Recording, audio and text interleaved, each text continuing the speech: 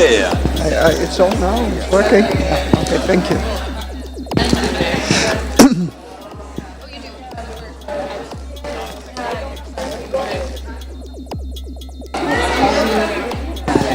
Okay, ladies and gentlemen, and people with other gender denominations or no gender denomination, I would like to ask all human persons and others to take seats. We continue with the second part of our program.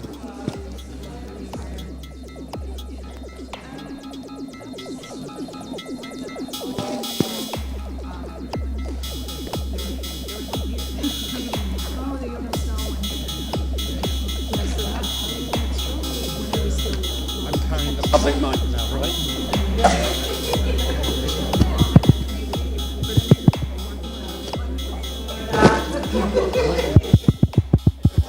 They're all off, but you can ask them. Should all be working. Should all be working. Yeah, but he switched them off. Ah, they're now. Okay. On your list to like hurry up and get there, so it's up for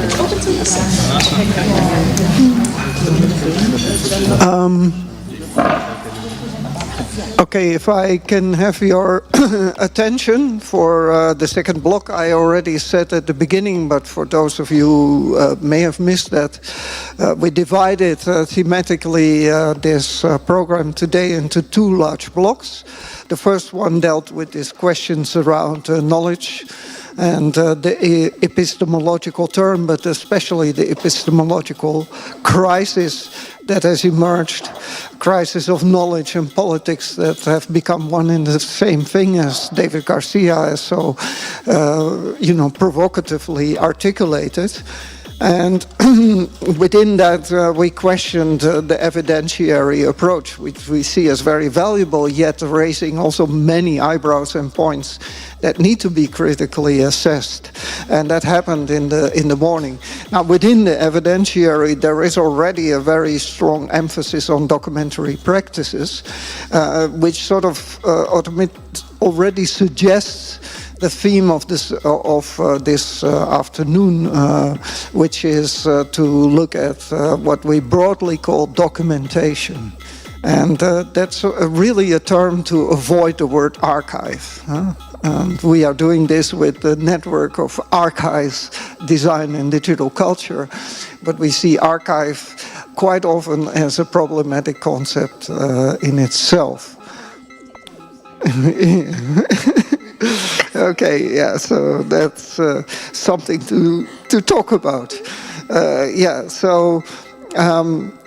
Can documentary practices in a very broad sense help us to stabilize this very unstable but also very violent and aggressive environment that we find ourselves in, culturally, politically, communicatively? Can it help? And it won't be the ultimate solution, but it might help to stabilize a little bit. And there is urgency in that. We are very pleased and also,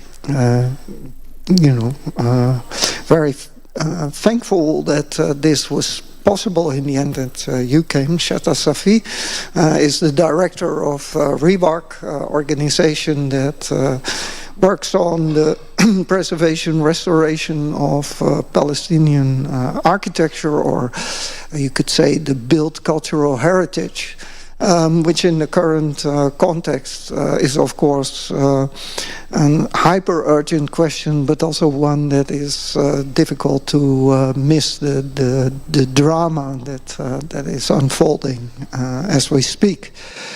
So we're very eager to hear what you have to share with us, and we'll enter into the conversation from there. Thank you. Okay. Thank you. I'm really glad to be here, at least I'm going to be glad about under the current circumstances. I'm glad to see all the people that bring warmth to my heart, and I'm bringing my smile because I promised I won't be emotional. So I'll keep smiling because I don't want to be emotional.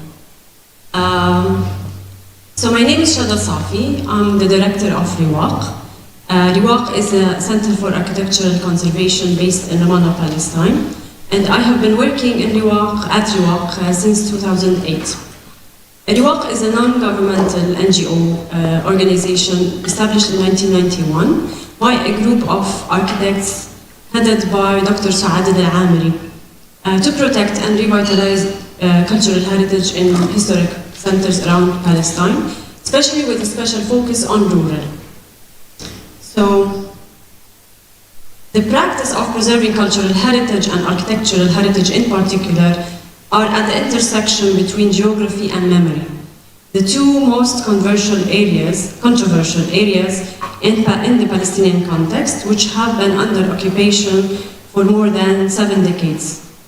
The Zionist entity was keen to transform Palestinian cultural heritage into a physical medium to recreate the history of the region, whether by destroying it or by controlling and isolating it from its historical and social context that produced it by isolating it from the people that produced it, to serve as an Orientalist imagination that is supported by selective scientific research. And also here I would like to mention the fragmented geography that we're facing, opposed by the Israeli occupation, that came right after what we call the Great Syria Division by Sykes-Picot, and our fragmentation, isolation, and political borders between Palestine, Jordan, Syria, Egypt, Iraq, all the area that was fragmented. So Palestinian archives, for years, the occupation had destroyed, looted and confiscated documents from the Palestinian archives for years. The most recent of which was the bombing of the Gaza Municipal Archive building as part of the ongoing genocide. Palestinians have relied on various means to create archives that preserve their memory and narratives, whether through their personal family level, on a personal family level, or at broader levels related to institutions and governmental departments. These mediums range from the written documents, maps, and correspondence to include images, visuals, audiovisual documentation, and oral history. We were mentioning also in the morning oral history and storytelling. So it is most important that institutions working in the field of preserving cultural heritage adopt this view of archives. For those institutions preserving cultural heritage and also culture in general does not fall under the umbrella of physical preservation of the building of historic buildings only, but rather extend their preservation to the history and present of the place. And also the people who lived in it were connected to it and who were keen to preserve it. So documentation becomes a necessity rather than a luxury, and archiving is related to everyday practice. So today I will be sharing some of RIWAQ's journey and practices in creating its archive. We look at RIWAQ's archive, and this is an answer to the word, or how we interpret or perceive the word archive through different lenses. One from its classical institutional archive, and the second from the living archive. We look at our archive as a living archive. So around 1981, 10 years before its establishment in 1991, PhD student Saad al-Amiri, sitting here with her dog, Noura, she arrived to Palestine while living in Jordan and continuing her studies. Amiri was interested in writing her dissertation on rural Palestinian villages in the West Bank and Gaza, capturing photographs with her camera, taking notes, and having conversations with the local communities. Saad noted how abandoned historic buildings are and historic centers are. There were some demolished or partially demolished. Some were at the edge of collapsing, and overgrown public spaces. It was Suad's mission to capture as much of architectural and cultural heritage as possible, mostly focusing on the villages and towns, and in particular those who hold immense architectural values. Suad was able to produce over 100,800 photographs that have been digitized and preserved, part of the Palestinian Museum Digital Archive and part of Riwaq's archive as well. Suad promised herself to go back to Palestine, and had the dream to establish an entity, which is Riwaq obviously, that would carry the mission of protecting and preserving cultural heritage and rehabilitating historic centers to be utilized as safe spaces for local community, with the concept of bringing life back. So this is her dissertation about Deir Ghassana, and she also was later on, as she finished her work or retired or whatever it is, she's still with us. But as she retired, she also started her career as a writer. And she wrote lots of books about Palestinian daily life, the narrative of Palestinian daily life. And it's obviously very interesting how an architect can write about cultural heritage, can write about anything, about storytelling. So you would see the places, you would see Damascus, you would see Jaffa, you would see the places that she writes about within the lenses or the narratives of an architect. So in order for the team of Riwaq to start the restoration and revitalization process, Riwaq had to understand the physical architectural heritage in question first. So for the first year of its establishment, we worked hardly, Riwaq's team, including architects, restorers, archaeologists, researchers, and also university students, started documenting a documentation process of all historic buildings in Palestine, drawing and with photographs, data collection, and entering it into what later would be the National Registry of Historic Buildings. So the National Registry included the documentation of over 50,320 historic buildings in Gaza, Jerusalem, and the West Bank, and in more than 422 villages, towns, and cities, and had an open public access. One of Riwaq's main missions is to generalize or mainstream knowledge around built cultural heritage in Palestine.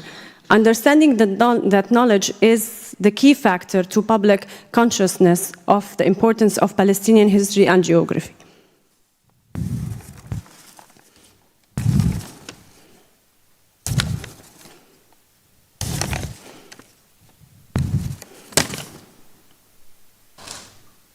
Now I lost my track, sorry.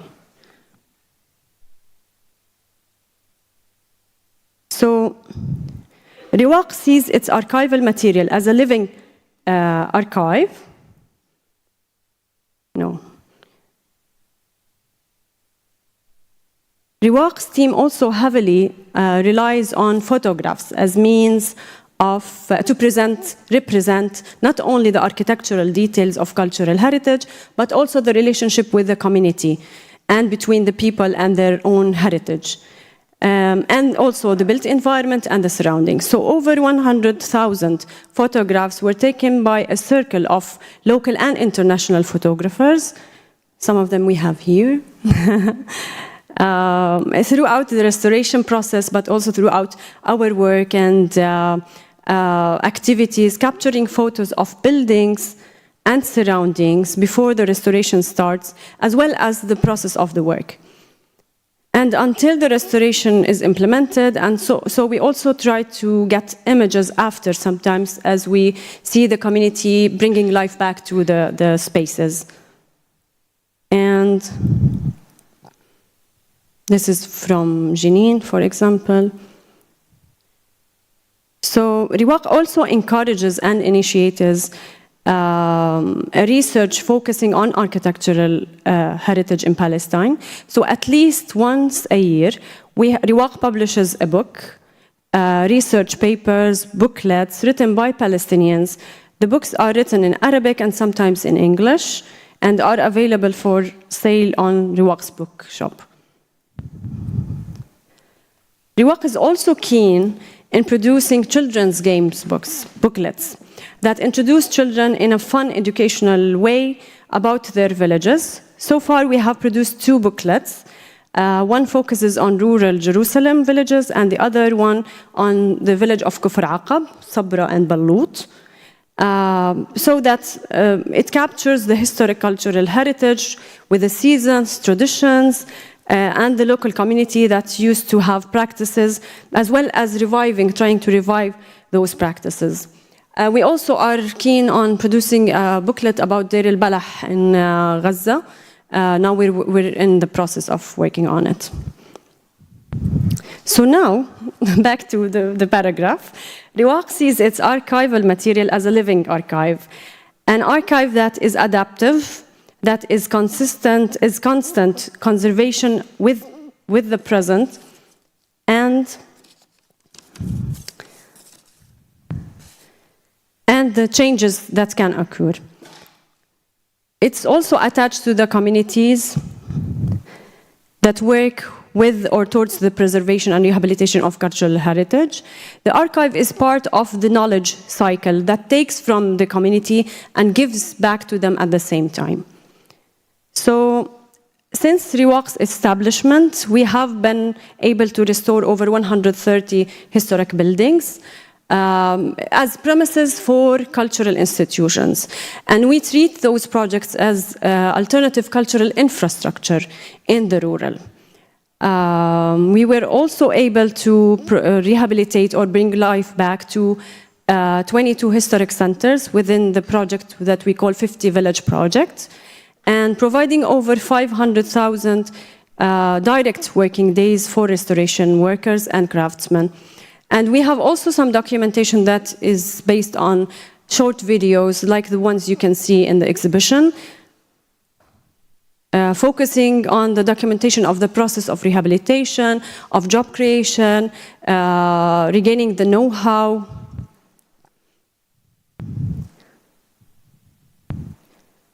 These are the videos. You can see them later there also, or at our YouTube channel. This is Ya Allah. What do I call it? A dabke, a musical sort of festive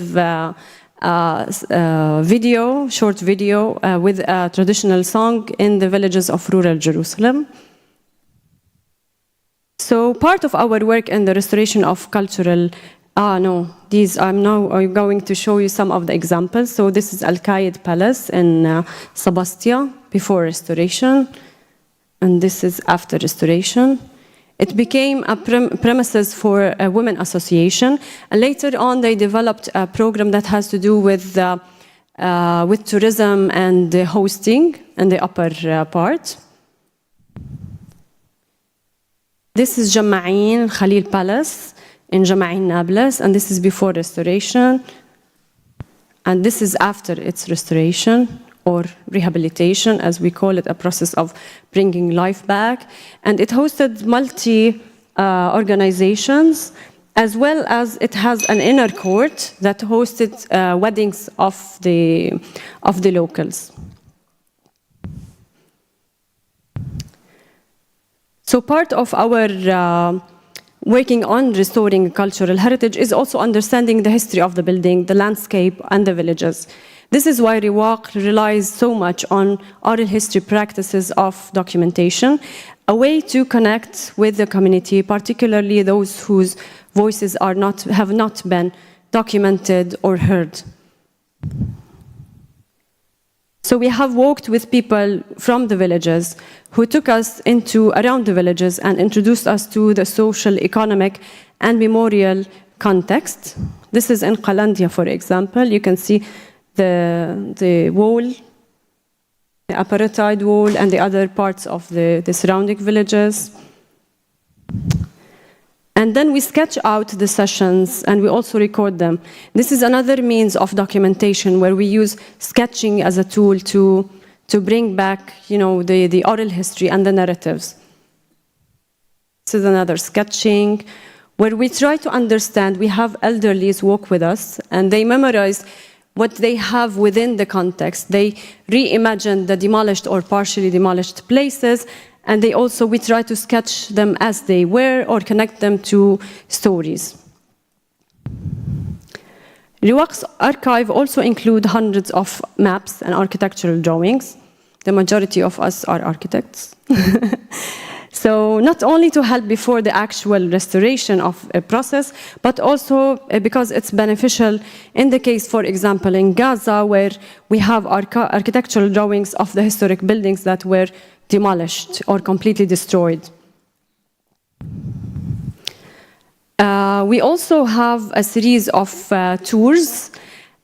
So trails are also a way to connect the fragmented geography, and we say always to discover places and rediscover places and discover sometimes what we call the spaces in between, because the fragmentation of Palestinian territories had also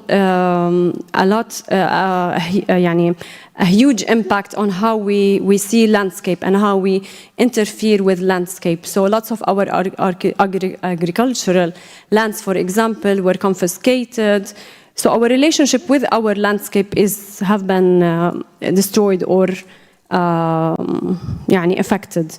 So trails were ways to connect the maps and the landscapes and to reimagine or recreate facts that has to do with our own mapping. And people were allowed to explore the ways that were disconnected for a long period. We also have a series of trainings as a way to bring theoretical approaches and knowledge to share it with students and future generations. I was personally one of them. I was trained with RIWAQ 2007, and we stayed for a month in the village of Taibe, where we worked with our bare hands on the restoration and mixing the plaster. We also have been very keen on reviving Palestinian traditional crafts. So we had a 3-year project. It has been initiated earlier, but 3 years ago we had it clearly a program, reviving Palestinian traditional crafts. So each year we focus on one craft, traditional craft, and it starts with the research process. We have lots of interviews with the original masters, and to track how the craft either developed or was disappearing. So we had experiences working on traditional tiles, on wood conservation, on metal work. We also have a program that has to do with archaeological excavations. We collaborate with entities that can do archaeological excavations, like academic partners, like the Ministry of Tourism and Antiquities. And we try to connect the different layers of what we call archaeology and then the living heritage. Because Palestine is very rich, it has lots of layers. Every place that you dig or try to rehabilitate, you'll find other layers of archaeology and history. So speaking about Gaza, because it's an urgent topic right now, and I don't know if it's the most urgent or as we're here, there will be more urgent. Now in Lebanon and the West Bank, everything is evolving in a very crazy way that we can't anticipate what's next. So RIWAQ has been focusing on architectural heritage or cultural heritage in Gaza. So we have a book here that talks about cultural heritage in Gaza, and it's one of the very few references that has to do about architectural heritage. We also have been working or collaborating for years with photographers. So we have data or a collection of photographs from Gaza. This is another one. This is Sharif Sarhan. And they were also part of research projects. So sometimes it has to do with the stone conservation research. So it included Gaza.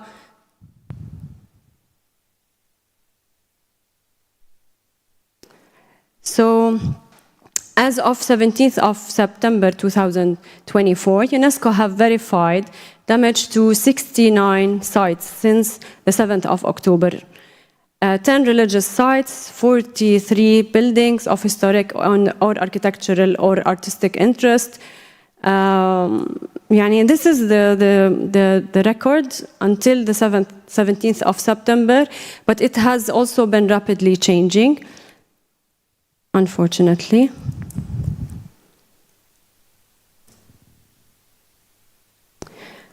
This is Beit al-Saqqa. We restored back in 2014 in the city of Gaza. And this is the building. It has been, I don't know, destroyed. We don't have traces for the building. This is the building again. This is Al-Basha Palace, or Dar Radwan, and in Gaza city, and it hosted the National Museum. They have a National Museum inside. So we're not only talking about the building, but we're also talking about archaeological and historic foundings or elements that are exhibited or restored or stored within the building. And this is the building today. So back to some of the documentation process, where we have some sketches, we have some drawings, but in fact the loss is overwhelming. You can't imagine the amount of loss. This is the Gaza municipality archival data that was also looted and demolished.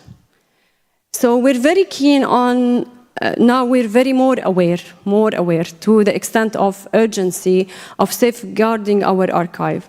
And we were very lucky to have also supporters and people that pushed us forward towards having this come forward.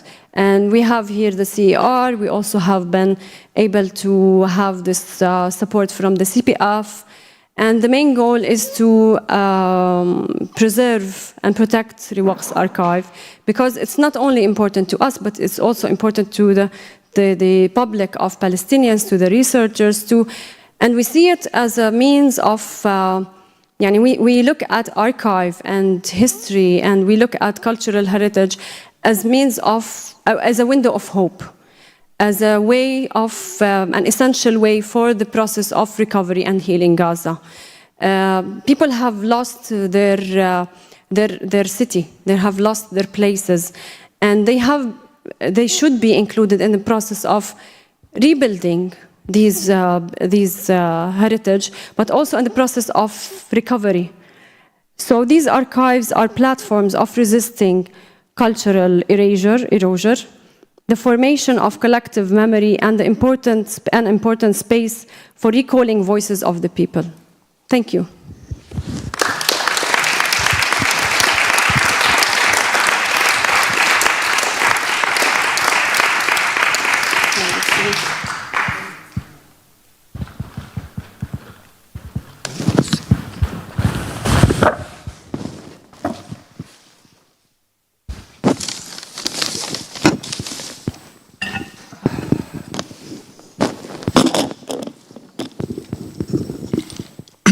Yeah, thank you for this sobering presentation, particularly the second part.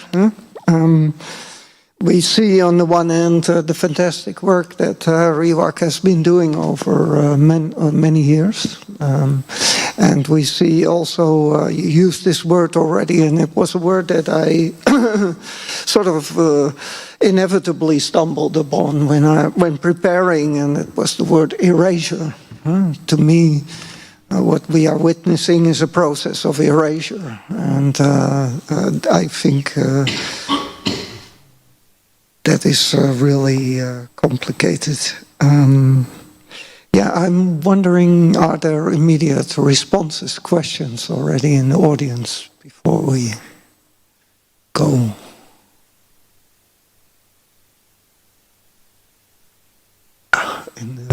I think everybody still needs a little bit of time to settle. I think, first of all, this this notion at the end that you introduced, a window of hope, I think that's quite interesting to look at in relation to these kind of documentation processes. And it struck me a little bit that you specifically emphasized the digital within that. Can you maybe reflect a little bit on also that specific choice? Huh? It's on? Yeah. Okay.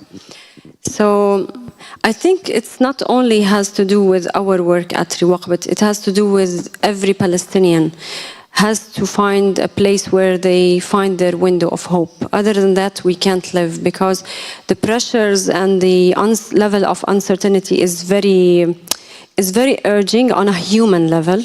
You can't live for your whole years of life under fear, or under the idea of you will be imprisoned, or you will be killed, or they can take your children, they can take your house.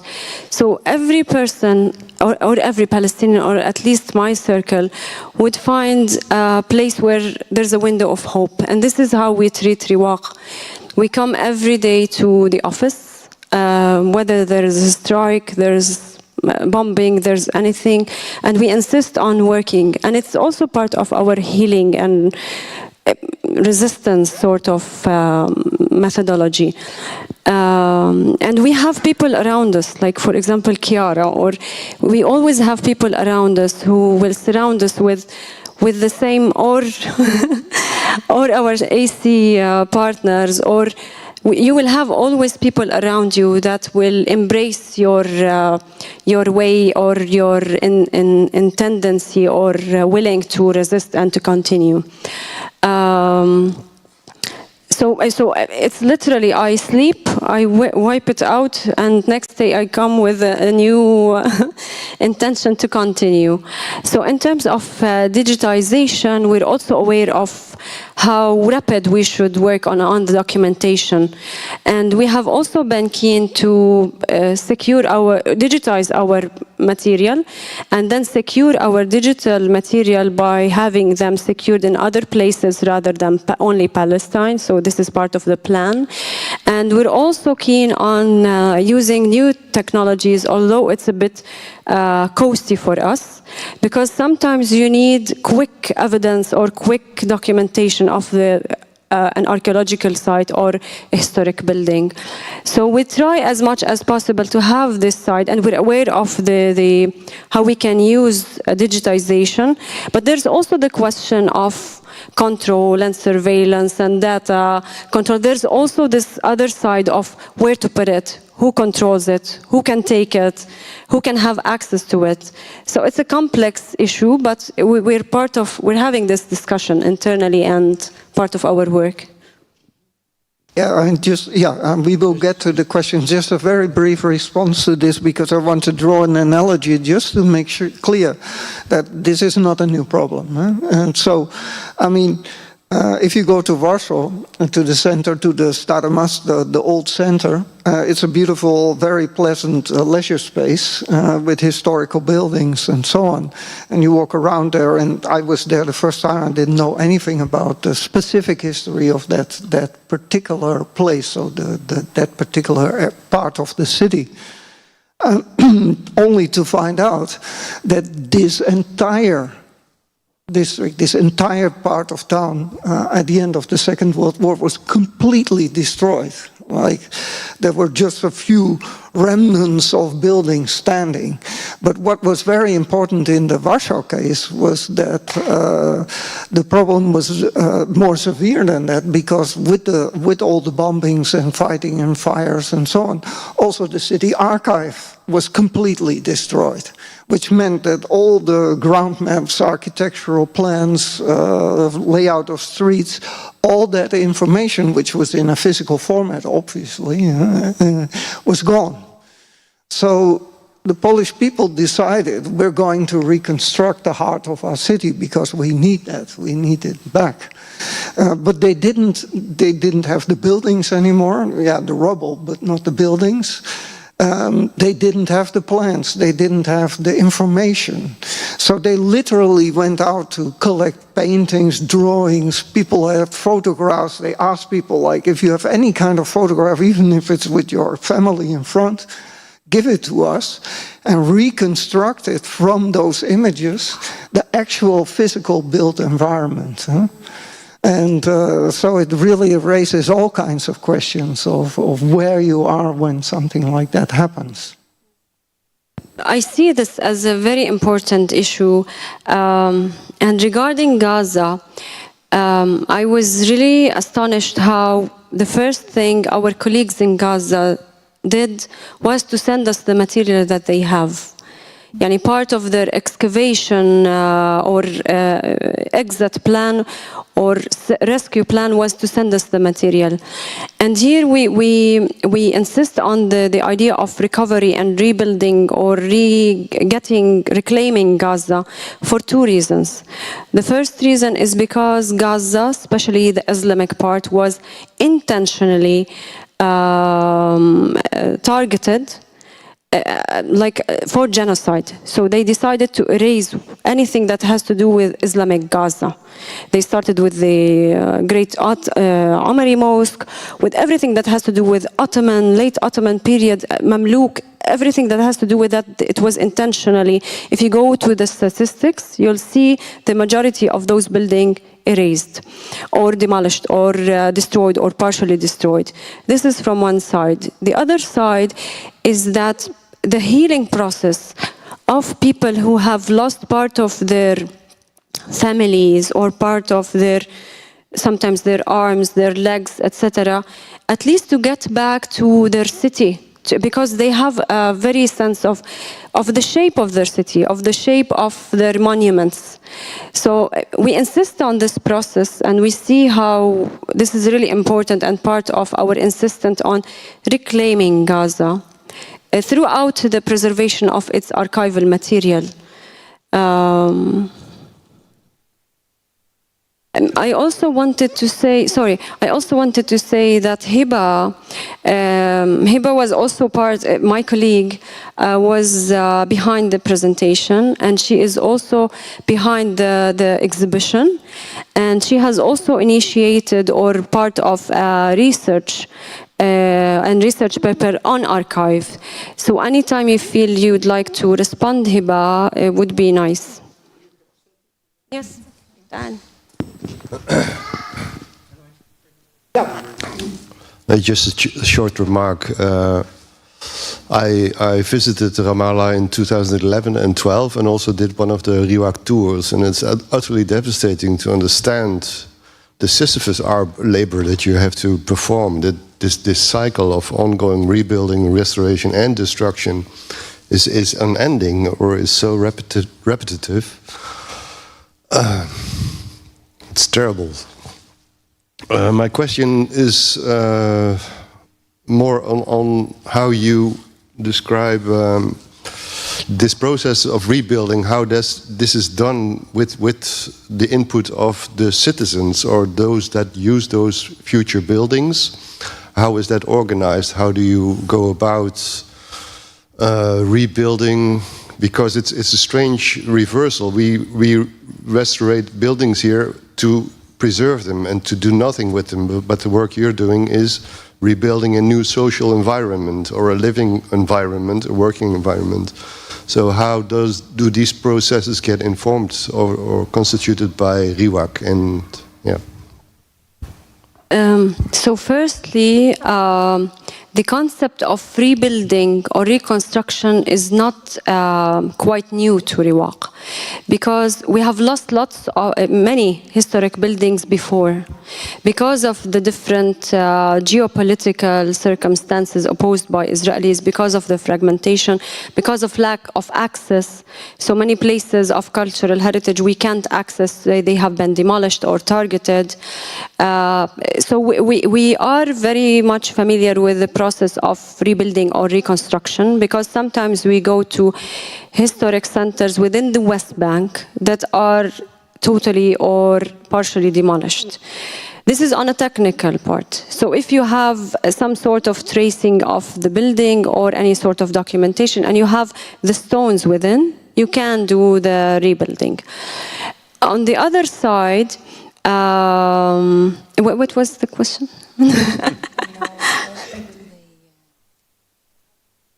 Ask the The process. the process.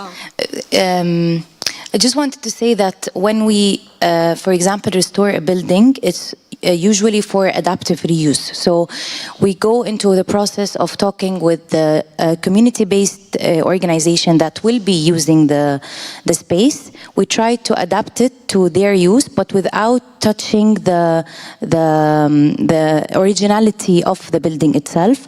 We have also a conversation with the municipal council, because usually most of rural Palestine or rural areas in the West Bank and Gaza are, the buildings are for, or at least are within the use of the municipality of the village itself, but they are also in contact with the owners, who are like hundreds of people because of the big Palestinian families who inherit the house. So we get into conversations with all of these people, and also it really depends on what the local community also needs. So when we do the oral history, for example, or when we talk to the communities there, we try to understand what is needed. So for example, in Qalandia, most of the local community members there, they were saying that they needed a public space to do their own like weddings and like lunches and to get together. So we tried as much as possible to have like a public space that would host these people, because it's theirs in the end. And also we try to understand that the community-based organization is usually from within the village itself, or is much needed in the village and can actually help as many people as possible. So we have like youth clubs, we have women associations that provide these spaces for women or for youth or for the children. So yeah.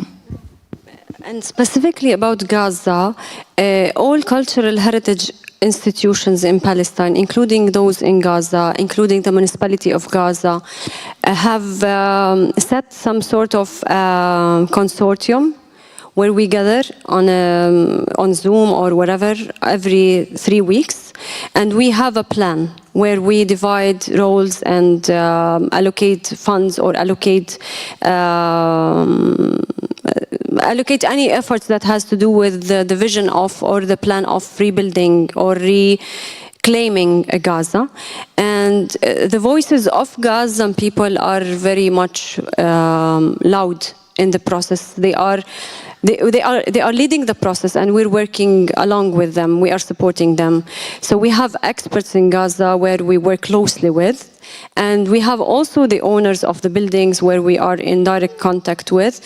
And the process was initiated 10 or 15 years ago, because we don't have access to Gaza. So somebody like me with a Palestinian ID can't go to Jerusalem, but also can't go to Gaza. So the first time I went there was maybe 7 years ago. I started with talking to people, with visiting people and starting some sort of relationship with them. And the first thing that I also started with after the 7th of October was the feeling of that they are my family. So we didn't start with, asking about cultural heritage, or we started with making sure they are in a safe place. Sometimes we provided them with news because they didn't have internet. Go to this area, it's safer, etc.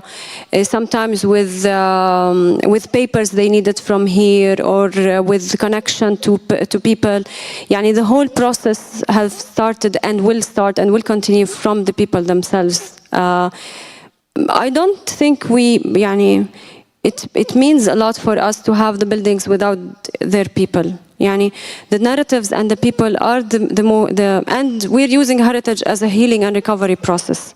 It's a right for the future generations, and we insist on that, but it's also part of the reclaiming process. This is like the approach of how we treat Gaza.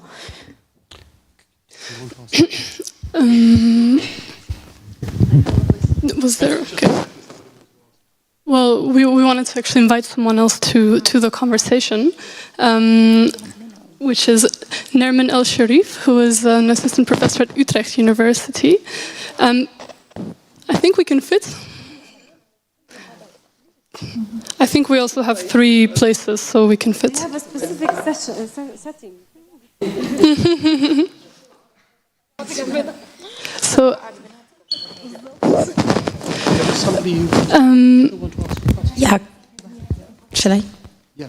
Somebody here wanted to ask a question. That's okay. Yes. The audience. Thank you. Thank you both. I have 2 questions. I will try to be very short. The first one, it's, I guess, easier. It's about the sort of rework, the ways in which rework mobilizes artistic practices in relation to issues, you know, your work of restoration, rehabilitation, bringing back to life. Because I mean, in my experience, that's also very much of a key part of what we have been doing, you know, since the early 90s. And unlike many others, sort of organization doing heritage, sort of. And I was wondering whether if you can talk more about that. And the other question is more theoretical and, well, probably not really theoretical. But the only thing that I can think of at the moment when I think of cultural heritage in Palestine is destruction, utter destruction, and which is different from the kind of destruction that organizations, heritage organizations here deal with. Also because it has a different temporality, it has a genocidal temporality, and it's also it's connected with genocide, but it also has a cyclical quality because it continues, it's there. So my question for you is the question that I was discussing with Khaldun. How do you restore, and I hope it doesn't come across as kind of an aggressive or a difficult question. If it's difficult, tell me no, you know, it's not the time to. But what's the meaning of restoration when you know that it's very likely that building will be destroyed? Which is, in my experience, you know, what happens often in Palestine. The first part, Chiara knows better than me. Yani she's asking just to let you all know. So Riwaq, as we mentioned earlier, focuses on people, focuses on a community-based approach. And art is one medium. So art, we use art to advance our agenda in cultural heritage protection. And with this, we have an experience of different activities and different programs. It started in 2005 with what we call Riwaq's Biennale. The first Biennale ever that was called after an organization, not a country, if I may, or a city. So with Riwaq's Biennale, the vision was to use art as a medium of questioning, of creating debate around heritage, and also speaking loudly about heritage, having people from different places come and be included or participating in the process. And we also needed this sort of different and diverse perspectives towards cultural heritage and opening it widely to the world, not only to Palestine and Palestinian artists. We were also part of other networks such as Qalandia International, which is a platform where Palestinian cultural institutions also organize yearly or bi-yearly some sort of platform or festival where artists would come, have their artwork, sometimes art in public space, where you have in the rural areas people questioning about the idea of art. Is it beautiful? It's not. What's the meaning? And most of the artists really engaged well with the local community, so they stayed there. We have also art residency spaces in Qalandi and in Birzeit, and we're also part of a network that we're really proud of, which is AC. Casco is here, but we have other Duwen also. We have this network where it also focuses on the concept of South-South, where people were really keen on questioning concepts of colonization, of art, of everything. Yani it's open to everything. And so we continue to work and use art as a medium to advance our work, and also to open up our minds, to be honest. The second hard question, which for me makes common sense. Yani, if I want to act as I'm building and they're destroying, I will lose hope in everything. So I don't know, we every time maybe it doesn't make sense in a way of practicality and resources or whatever, but we really work with the idea and hope and real belief in liberation. Yani, I really work on restoration because this is for future generations, and we are working towards liberation till Palestine is free. This is my inner belief. And I don't mind losing resources or efforts or anything in this process because of the will and the plan of an occupational or colonial state. So, and on a personal levels, we have been through very hard and very harsh experiences. If we want not to deal it with with being optimistic, or with being really believing deep down in liberation, we would have been losing hope and stopping everything that we work. For example, I had a personal experience where my father was taken into prison during after the 7th of October, because he was active in demonstrations. Like the demonstrations are going there, he was just active in demonstrations. And for 6 months, we did know nothing about him. A 74-year-old man with a heart disease, we didn't know anything about him. But my mind wouldn't reach the point that I would imagine my father dying in prison, or my father getting, and now he's out, he lost maybe 30 kilos. We didn't recognize him as he got out, and now he's back to the streets, and we and him don't believe that he will stop because they will take him again to prison. This is not the norm. Like, we continue. He knows that he will be taken again to prison. There's a huge possibility, but he keeps going to the streets. So. Yeah, I think Shada summed it up, but I think it also has to do with for example, when I go to Ruwaq, on my way to Ruwaq, I see this huge settlement in front of me on top of the mountain, and I'm like, is this going to be the oldest buildings or like heritage in Palestine, or architectural? And I'm like, no, this can't happen, and this will go.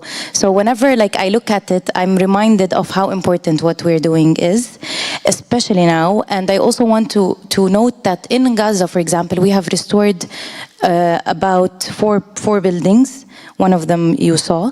One of them in Deir al-Balah was used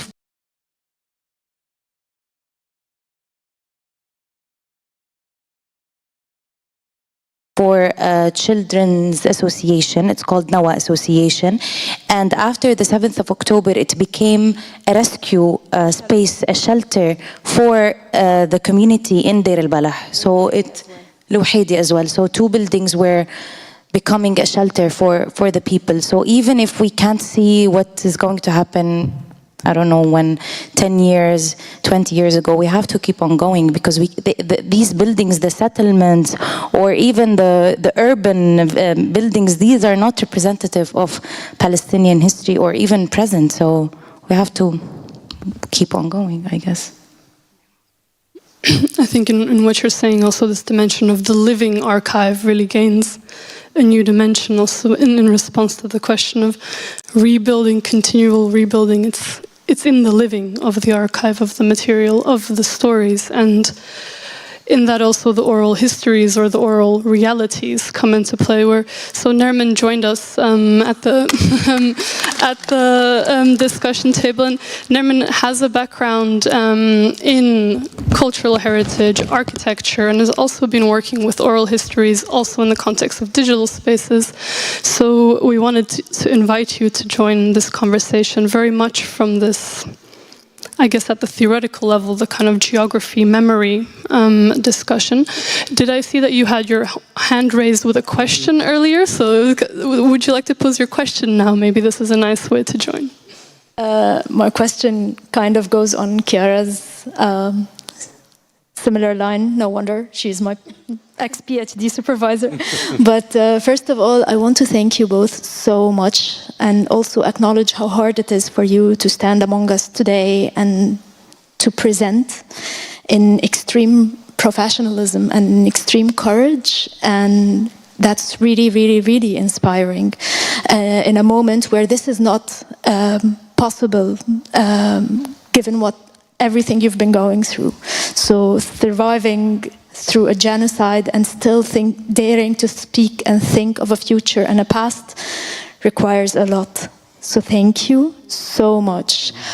And I also wanted to ask you, as you said, Palestine has always been teaching us, but seeing you present Riwaq's work, I grew up in Egypt and I worked in Egypt and I'm Egyptian.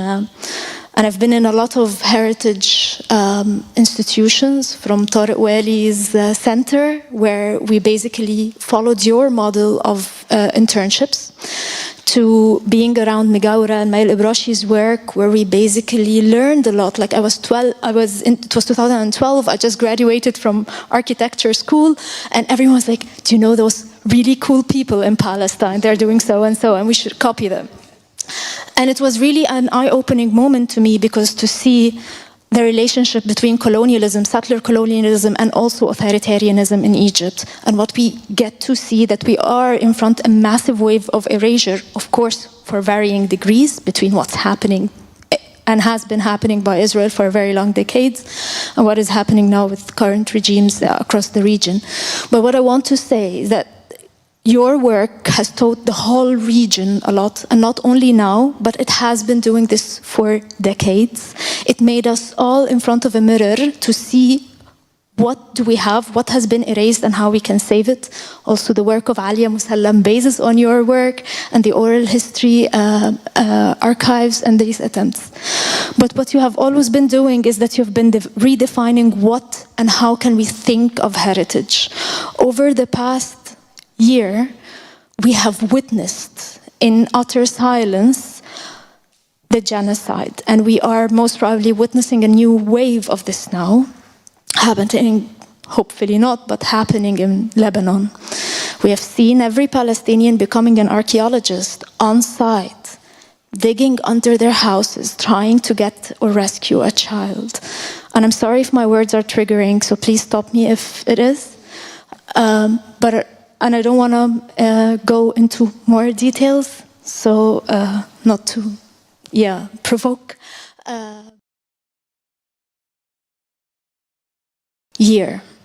Redefine heritage to you as practitioners. What does it mean? Sorry. And how do you find your place in it? And I understand if this is an incomplete notion or like something still you're thinking about. No, it's absolutely the right question to ask. Because what happened, although we have been through this on a gradual level for a long time, and always with Israeli. There's always a possibility to lose something, or to lose a building, or to lose a piece of land. But we have been also reflecting for the first maybe 3 to 4 months. We were not able to function in any ways. We were not able to do anything. We would just come, talk to each other, just put everything that our emotions, cry, talk to people from our colleagues from Gaza. We're not able to really function, to do anything.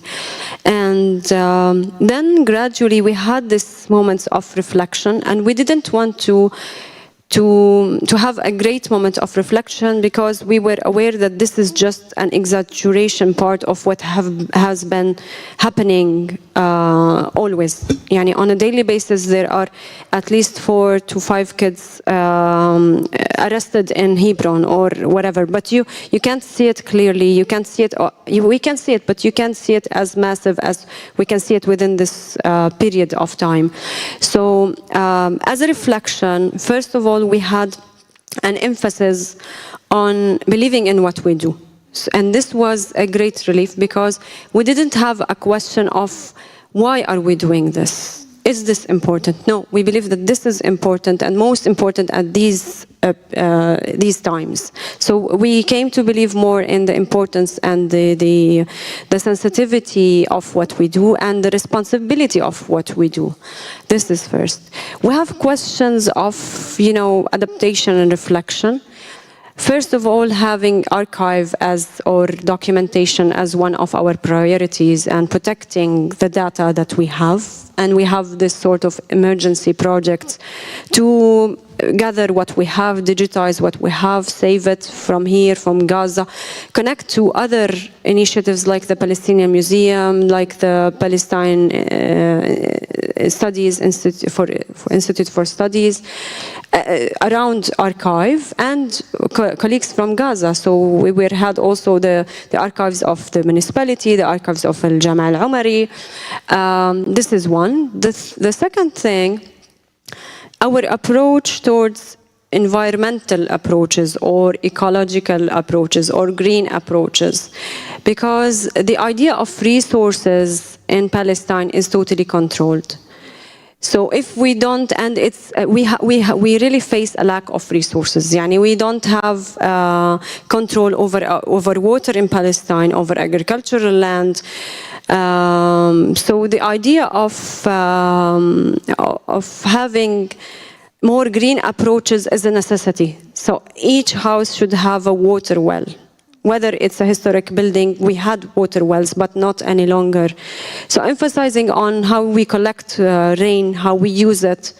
Then we also the solar panels as a way to, because in Gaza, for example, as Hiba mentioned, the places that could host people as shelters were those who had a garden, a water well or a water resource, and a solar panel. Other than that, it was really hard to survive. So looking at these approaches as a necessity was also an urgent question. The third one would be about the funding mechanisms, and the control of funding, and where do we get funding, and as a question, because we as an NGO apply for grants and funds. We get from, for example, the Arab Fund for Socioeconomic Development. We get from SIDA, the Swedish government. But as politics is changing, this is all changing. So the question of where do we get the fund? How do we survive? Do we have some sort of an income generating ideas or projects that we can continue with, or partners that can support us? Many of the European or partners or funders did have conditioned funding. So you have to sign on papers that put most of the Palestinian parties on the terrorism list, and you have to acknowledge that and track that before you get funds. So you have to question where to get the fund. Are you able to get the, so now we never took from USAID because they have it. Then later on the EU had the same conditions, the Canadians have the same conditions, and now they're shifting the narrative. They're shifting the narrative around the 7th of October. So every fund starts with the terrorism of Hamas, the 7th of October, as if it's the beginning of the Palestinian history, and then puts all the issue of unemployment, etc., around this issue. So you have to it's really challenging, and we have to also question deeply this, and on a collective level. The fourth thing would be around disabilities. The majority of Gazan people and Gazan children are people now with disabilities. Because of the intention of the Israelis, they would, the sniper would go into, either killing by, direct into the places where, or on their legs or on their arms. So they are faced with losing parts or etc. So I was talking about the concept of being trained as architects or for adaptive reuse seriously around this issue. So instead of looking at a disability in a person, you look at in the disability in the thing that you create. So the stairs are the disability, not in the people. So this is also a concept or a thing that we're also talking about, or I think those four maybe. So I think. I just wanted to say on a personal level what I have been doing is that I think I'm learning a lot from what we are doing as practices in Riwaq, and especially now I'm trying to do them on my personal view of what is Palestine and where my family has come from. What did my grandfather do when he left Jerusalem to Nazareth and then came back to Bethlehem? Like, I'm trying to figure out this thing, and I was really thinking about oral history and how it is such a sensitive and familial practice to actually understand and talk to people and understand yourself from them. And I think especially the last year, it's been really teaching me, still is teaching me how to navigate my emotions, but also try to put them in the right practice of what's been going on within my own limits of what I can do.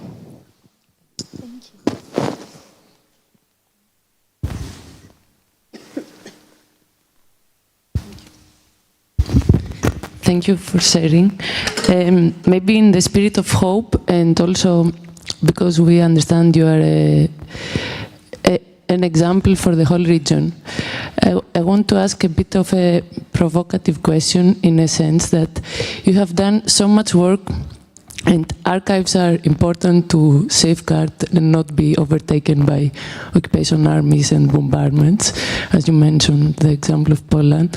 But there is also a whole Palestine outside of the West Bank and Gaza. So do you know what happens there is a great pain of people that lost their homes, their villages, and they are in refugee camps in the whole region, not only in West Bank and Gaza, and they have somewhere to refer to as a name of a village, but is there any parallel work by any organization, Palestinians in Israel, that are trying to look through the erasure of what happened in the rest of the territories? Yes, I think, since the Nakba, people have been trying to document as much as possible. And as Shada mentioned in the presentation, a lot of the archives has been confiscated, especially the one in Beirut. So in 1981-82, the Palestinian archive was confiscated, bombarded, taken by the Israeli occupation already. So, but regarding the people living in the 1948 occupied Palestine, there have been a lot of personal initiatives of individuals who are trying as much as possible to look for family archives, collections. So for example, there's Tariq Bakri, who's a person from Jerusalem. He's a journalist from Jerusalem who has an initiative, a personal initiative, a self-funded initiative that he's been trying to find pictures of homes and and also where they are, and bring the families there, at least the Palestinian families who, the third generation who was able to come to Palestine afterwards with their like American or Canadian passports, and he would find their homes in especially Western Jerusalem. So there is this initiative, but there's also a lot of initiatives such as the organization Khaza'in, which is based in Jerusalem. It also accepts any kind of familial or even organizational collections to put them into archives, to try to protect them as much as possible, to also talk about it. There's the Palestinian Museum, also Institute for Palestine Studies, but there's also the I don't know what is it called, the encyclopedia of like Palestine encyclopedia, where it talks about all the destroyed villages in 1948 and also information about it and the families that have been kicked out of them or killed. So yeah, there are many initiatives. Of course, in 1948 lands, it's very hard. It's also very hard to talk about it openly because of the surveillance for the people. But I think, yeah, there are some initiatives where people can know where to go and look for their homes. We also have now with the social media as medium for people to narrate and speak about their losses. There are lots of initiatives on a personal level or institutional levels that has been also focusing on that, which is totally different from the Nakba. The Nakba, we had the common or the collective stories of people leaving or being kicked out from their places or killed, but you don't have much of the personal stories, how they lost their personal stuff, how they lost their beloved ones, what happened to them, how they were separated. Lots of the stories were really not being focused on as much as being treated as a collective or common issue of catastrophe. But I think we're all talking about something about reclaiming, rebuilding, regaining, while we really need to stop the source of, the genocide. We need to stop, and if we don't have the Israeli occupation, if we don't have the genocide, we would not be asking anybody to take, all those questions won't be asked, all those issues won't be needed funding or support or etc. And now it's happening in Lebanon. People are waiting and being really silent, in governments and about the act itself. And then we're bringing aid for humanity, for humanitarian aid and for rebuilding and for, I don't know.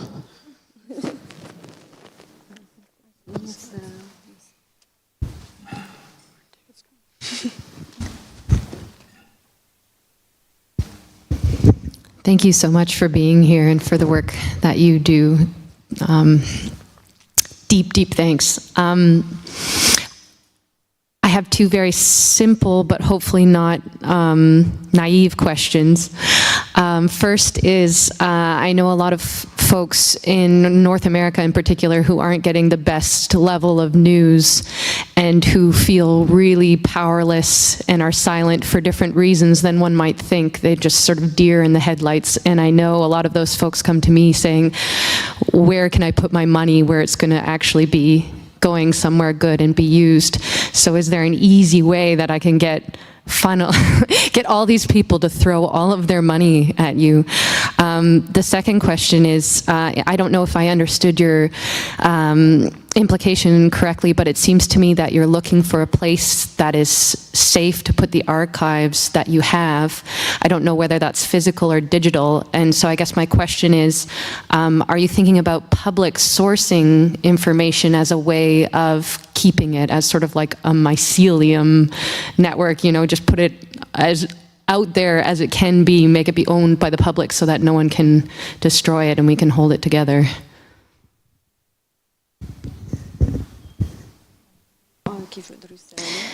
Thank you. So regarding the support, I mean, there are many institutions that are able, I'm not sure about now at the moment, but they are still able to work and give a lot of humanitarian, such as Mecca, such as the Ta'awun, which is a Palestinian association, welfare association.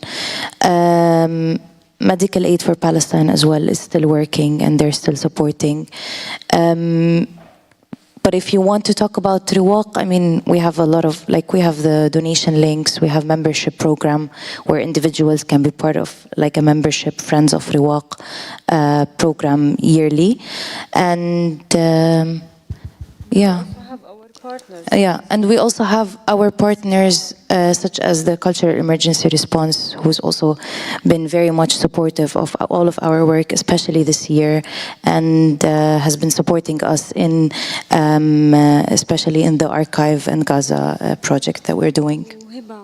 It's worth mentioning that, for example, the CR had this term of, or this concept of being flexible and responsive, and this is really appreciated. So they were flexible enough and responsive enough where we have funds to our people in Gaza where for solar panels, or for paying rent for them, or for paying, generating income for them. Not necessarily, because now we're not able to do physical work. So we try anyway to generate income and support the resilience and the resistance of the people there throughout multiple ways. So if they have our partners here or in the US, if they have, they can also set some fundraisers, or you can directly send to them, and then they allocate these within the programs. The second question. Public access of the archive, or open sourcing. We have some of the material. For example, the National Registry. It's a public source. Yani you can. But I'm not understanding this correctly. Where do we put it's more about the question of resilience, like putting the data in the hands of many instead of a few, in order to safeguard it, and whether you are exploring that avenue, as I understood the question. We have had the concept of producing and transferring knowledge as part of our strategy. So we never question where this information is going. We try to provide as much information as we can. If it's well organized, if it's final in its final product, because some of our material are still raw, they are not being able to be shared, and these are the material that we also need to protect. So this is on one side, we need to put it in different places, but we also can't share it with the public because it's not ready to be shared. But this is on one side. On the other side, we believe that as an institution, getting money from governmental bodies, from grants, etc., that would like to support Palestinians, we don't have the agency. Yani it's not the money of Riwaq that is put there to have this sense of ownership. It's owned by people because this money was given to Palestinian people. So this is our attitude towards knowledge and information. We don't own it. We produce it, we transfer it, we categorize it, and it's for the public. Because it's not our personal money that is put there.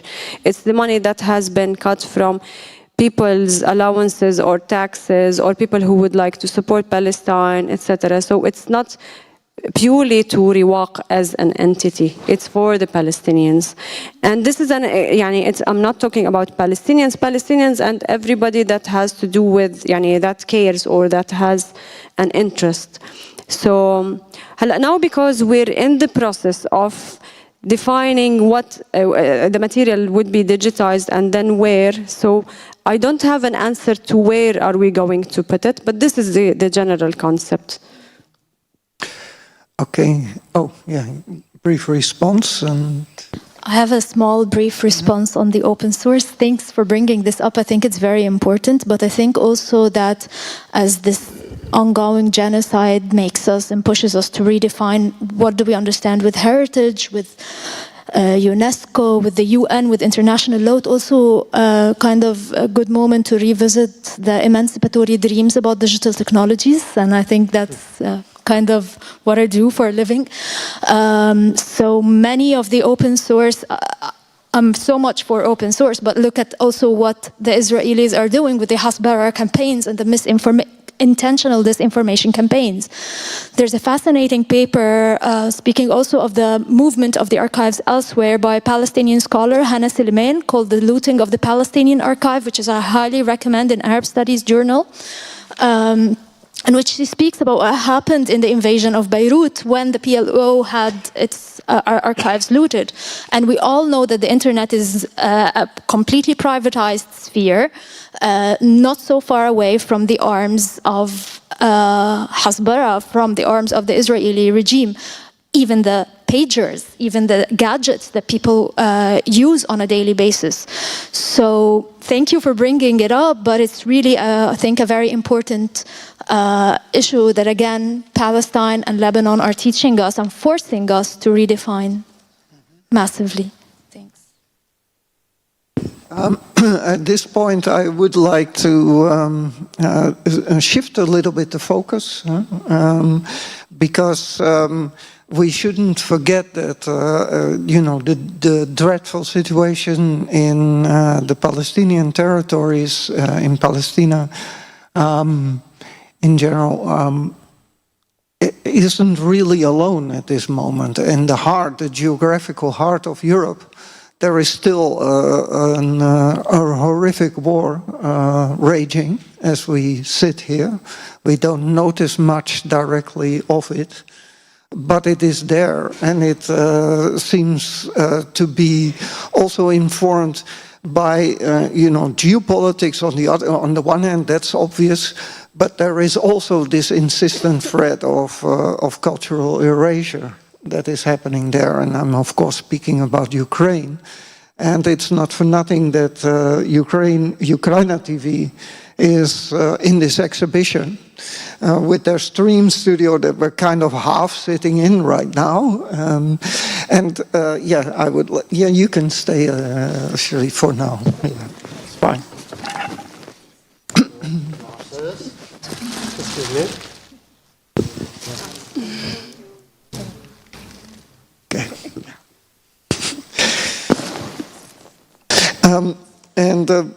What is remarkable here is that one of the responses to that horrific conflict that has now been raging for years, depending on where you put the origin point, right? So in the Donbass, it's been raging much longer than what is generally 2014, yeah. And but it's long history and kind of the clash between Imperial Russia, also from the very, very past, and this borderland of Central Europe. So UKRAiNATV, for people who might not know yet, is an initiative of artists, mostly artists living in diaspora, in different places, using internet streaming techniques to connect. And as I see it, to create also something of a digital lifeline. That's my interpretation now. Yeah, hybrid togetherness, we call it. Yeah.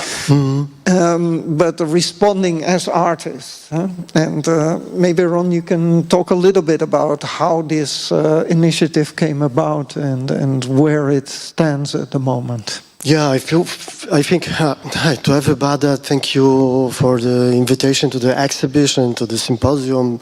It's really a pleasure, and it's a really touching moment to be here also together with you Palestinian activists, architecture innovators, and people who are like we're sharing heart to and kind of the, I think. I'm Paul, I'm not Ukrainian, and this is also very important part of that togetherness, different aspects. Our crew, UKRAiNATV, there are people from Ukraine, Belarus, Moldova, Italy, Poland, and it's like a quite international team. We met in Krakow because of many people from Ukraine move after the full-scale invasion. But I think at the beginning, it's this is what I want to say, that from Western perspective or from European Union perspective, this is very important to say and to talk about that two wars together, and also to ask ourselves about kind of the responsibility of the Western post-enlightenment perspective, this and this crisis, yeah, that's and the weakness of our abilities to negotiate with more and more multipolar, complicated, and probably more and more conflict-based reality in the geopolitical scale. Yeah. And we also see this in the regional perspective, that it's not easy to talk about that two conflicts together, because that's the powers behind, yeah, imperial powers behind, are different and are also part of our basement, yeah, for existing. This elephant, it's so big and danger next to us. But I think from the perspective of this post-enlightenment values, speaking about freedom, speaking about equality, speaking about accessibility, speaking about solidarity, and speaking about also this post-colonial and now new colonial context, we need to be together, and we need to talk about those conflicts and wars, and about these dramas of particular people together, and searching for, because probably there will be more and more like hot spots in the world, which are symptoms of something what's happening now, what is part of tensions that we are too weak. And this is what we found also as people living in Poland, people living in the Central Europe, that in the European Union, that we are not safe. Yeah, finally there was a shock 2.5 years ago, and it's very important to say that it was a shock for everybody, maybe in the world and in the Europe. But finally, we stay with this feeling and this kind of the trauma of people who are still moving across the border between Poland and Ukraine. It's like a kind of a permanent reminder also for us. We travel, we invite people who give us testimonies, we collaborate with people across the border, we deal with this limits of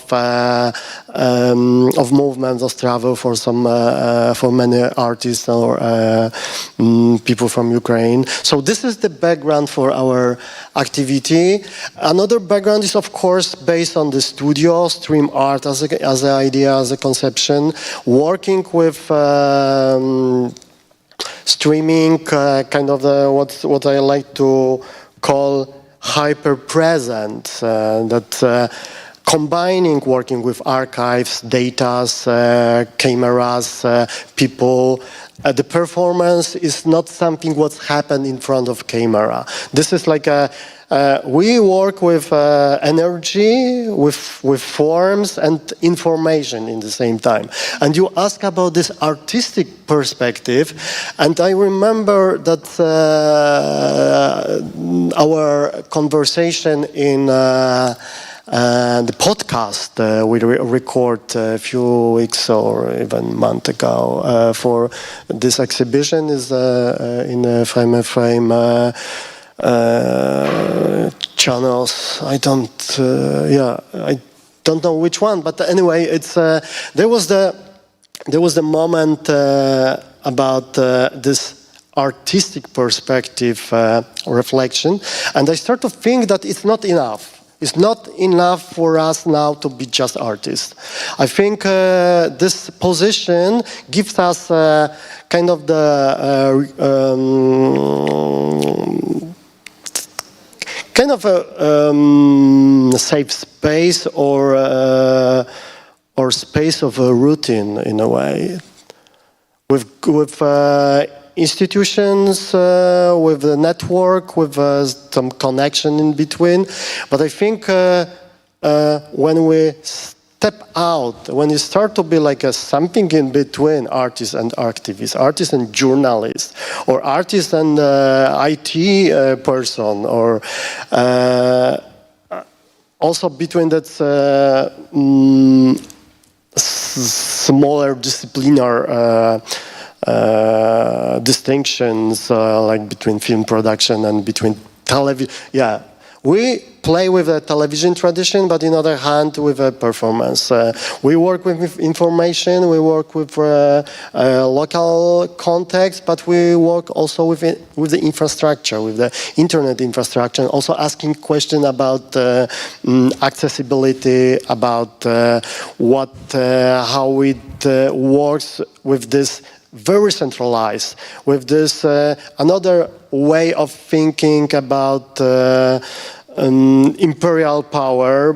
It's imperialism. This is big tech imperialism also, yeah. And in front of this, working with searching for some alternatives, working with decentralized networks, working with possible movement between platforms, working this hybrid togetherness. It's not only about relation between people, and this is about relation between also that's pictures, yeah, visibilities that because we are with very strange and potential moments that what was the picture before for artists? Yeah, it was like an externalization of ourselves. Yeah, we could stay here and put something in the side of outside, yeah, in the gallery, hang something on the wall, sell it, and the market of art and all institution that is based on this externalization. Yeah, we are in between. We are completely destroyed this way of thinking about art. Put in the gallery.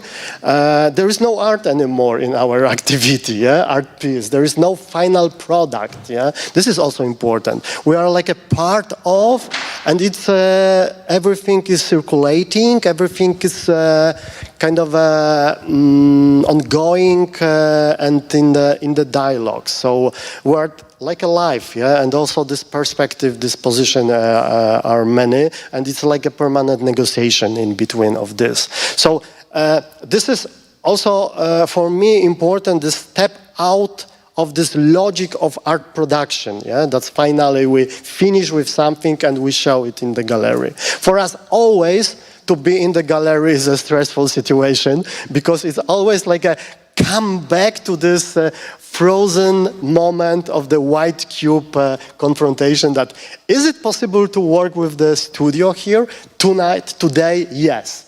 I really like that moment, yeah? That the studio is like a background for something, that we can stream, we can do some experimentation, we can improve like from the morning to now, we have like a step-by-step better quality of sound, better quality of pictures, more smoothie, and we have an archive of this, what's happening here, yeah? And tomorrow will be different, and after tomorrow will be different, but this is still about unstable situation like our times, yeah? And I don't know, it's like a story about everything, but if you watch the situation or this installations or this ecosystem or environment that we are part of, it's like an illustration of this, what I'm talking about, yeah? Mm-hmm. Yeah, so as I watched through previous editions of basically online or hybrid mixed performance events that were created by UKRAiNATV, it struck me that in the process of streaming and recording the stream, you are creating something of an, well, if we could call it an archive or a documentation of a particular moment in time with a particular dynamic that is informed by what is happening on the ground, whether this is directly or indirectly. It struck me that the aesthetics of it, when I look at it, is mostly the exuberance of what I see as an act maybe of defiance. But I'm kind of wondering, because I wanted to lead this a little bit back also to Nermin, because you've been studying the aftermath of the larger uprisings in the Arab world and in Egypt in particular. And we know, of course, that the exuberance around the Tahrir Square occupation, iconically, but it was happening, of course, in Alexandria and all these other places. There was actually a lot of online activity before this all erupted. That's all properly documented, but yeah, it really exploded. I was very struck also by studies by I don't know, this sociologist from Cairo, Mona Abbas or something, yeah, on the visual language of wall paintings in this one street that became like the street of revolution during that uprising, and that was sort of organically growing as a visual document of what was happening in the streets and in the squares. Yeah, and then we saw this enormous, deception and reversal of what happened there. I was in touch with her actually to ask her. She was so devastated she didn't even want to write a text about it at the time. So I'm quite curious, like, how do you see in retrospect, this production, this cultural production that happened there? Maybe you can take once. Okay. Okay, that's a big question, but Mona Bozo, may she rest in peace, she did fascinating work with graffitis in Cairo and the internet before and after, yeah. So to me, the whole fascination with the Facebook revolutions and the celebration of technology, like even Barack Obama, I don't remember the exact word, but the essence of it, we gave them technology so that they do a revolution.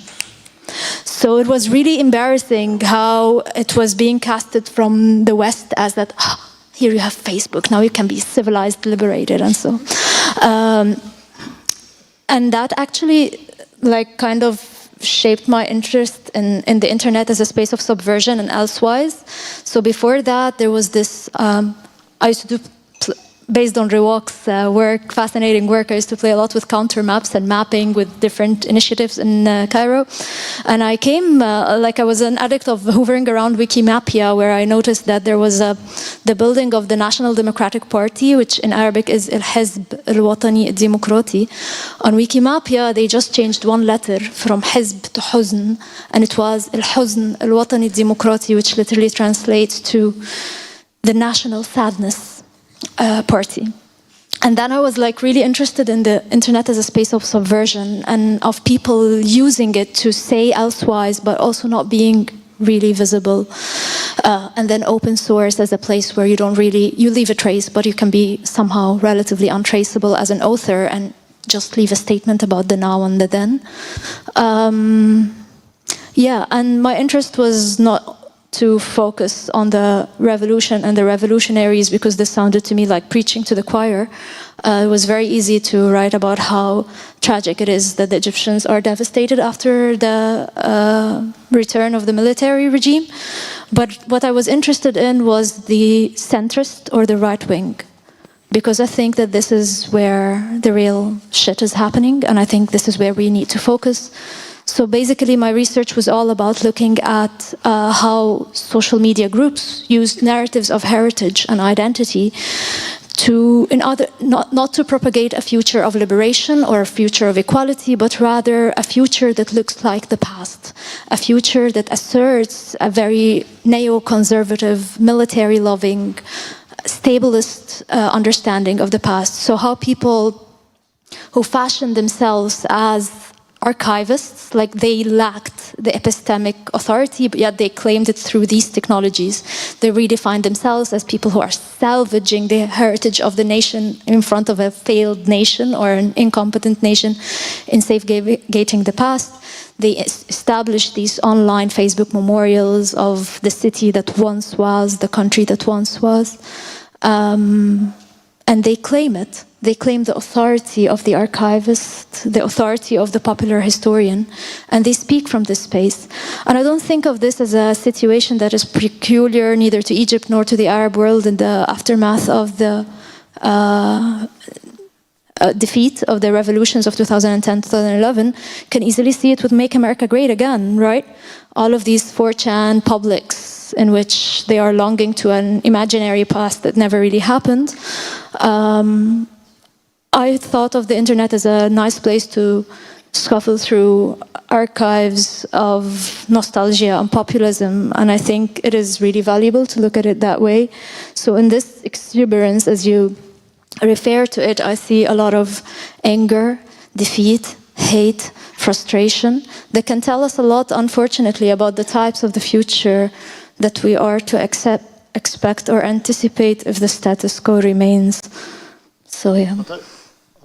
I would like to say something non-popular in this moment, because maybe it is not only about internet. It's also about kind of a dream of leftists or pseudo-leftists like Zizek Kolas, that we stay in our beautiful white cube institutions, and the internet for last 10, 15, even 20 years is more and more colonized by that's right-wing sentiments, and we of course know how to criticize internet itself as a space. We absolutely we have white gloves and we are a little bit out of this, but I think it's necessary to come back and reclaim internet and build it, I don't know, one more time. It's Web 3. Of course, we lost Web 2, and we lost too much energy like activated, yeah, daily, with likes, with follows, and so on. Yeah, we do this like everybody here. Yeah, and but let's think about Web 3, because probably it will be even worse with Bitcoins, guys, and together with that 4chan, tribes. And then I think this is what we try to do, is also recognize that context, and that's to step in that I don't know, dark forest, yeah, because it's also about this, yeah.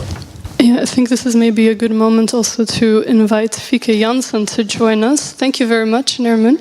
And I think we'll stick with some of those thoughts that you brought, indeed, as what do we do in these spaces that are maybe filled with anger, filled with also forces we might not want there, and we have maybe misconceptions around spaces being open, spaces being public, even though they're not, while we treat them as such. So Fieke Jansen is here working at the University of Amsterdam and co-runs the Critical Infrastructure Lab. So some of these questions, okay, how can we reclaim the internet? This phrase is something that has been very much on your radar. So maybe if you could start just by telling us a little bit about the Critical Infrastructure Lab, and then we can dive into, in the last, maybe we have like last 15 minutes or so, we dive into some of these open questions that are ahead. Or rebuilt. But just to begin with the Critical Infrastructure Lab, what does it do? Well, first I want to thank sort of the previous speakers who have been here. It's been very impressive and humbling to hear you talk about what is happening at the moment about the erasure in Gaza and the Palestinian culture. And yeah, when I was listening to all of this, I think it's also to segment only into infrastructure. I think it's also a I don't know. It doesn't feel respectful to what is happening at the moment, both in Gaza and Lebanon, and also in Ukraine. So I want to pivot it a little bit. So at the Critical Infrastructure Lab, we came together because we're interested in understanding power and conflict that materializes in and through internet and telecommunication infrastructures. And I think what is interesting about infrastructures is that it's always very invisible. But it's been very violent. It has a very violent history already. If we look, for instance, at the conflict and the pollution that happens around mining or the creation of our hardware, it's always been sort of a violent conflict around resources that is very far removed from the daily experience of most people here. But actually what we've seen in the last year, 2 years really, is how sort of infrastructures have become also weaponized. So whether it is through the destruction of energy and water supplies or telecommunication towers like in the Ukraine, but also in Gaza, or the control of it, so cutting access to critical infrastructures, or now actually what we've seen in Lebanon is really the weaponization of sort of our hardware, making them into bombs, everyday objects that we use every day into bombs. And so I was also curious when I was listening to the conversations, but also what's happening in Ukraine, is how does it also impact your work? The fact that, for instance, you're very dependent on Israeli infrastructures or big tech infrastructures that have specific norms, values in it, and really determine what you can and cannot do. So it was more a conversation opening. Would you like to respond? I really don't know how to respond because it's also an urgent question to us. In terms of infrastructure, it's very much complicated because Palestine is really much connected to Israel. They control everything. They control electricity. We get water from Israel. We got everything. Every daily basic need we get, they can easily cut all those from us. But in terms of internet and open source and archiving platforms, it's a question for us. So I don't know how we're going to solve this as we're still occupied. There will still be the umbrella or the layer of occupation, which is really strong, really overwhelming, really exclusive and very violent. But I don't know. I really, it's like, مش عارفة. It's just that we do have telephone or like internet companies, but of course, yeah, they can cut them and also see maybe they have access to the economies also. Yeah, we have the same currency. So all of it is definitely like just what we see in Lebanon. I think it's the same way. Okay, thank you. And also maybe a question to you, sort of how does it impact your daily work within the Ukraine? I don't know if you're based there or if you're based in Poland. Yeah. Well, maybe it's, from my personal perspective, it's like a transition from moment of establishing of a studio for as a research lab, more from stream art experimentation, and the shock and the moment that it's maybe important to keep it as a part of our investigations and mission, but the most important is to build kind of a green, safe space for people who are passing in that moment. Krakow, it was around just a few days after full-scale war starts in 24 of February 2022. And then UKRAiNATV starts, and then it was like this intersection between our local infrastructure studio and that's research around that streaming activities and streaming technologies, or set of technologies, because and software and hardware, and something what doesn't exist really as a finished set of knowledge and practice. This is still like something that we need to invent some connection in between elements of this hybrid setup.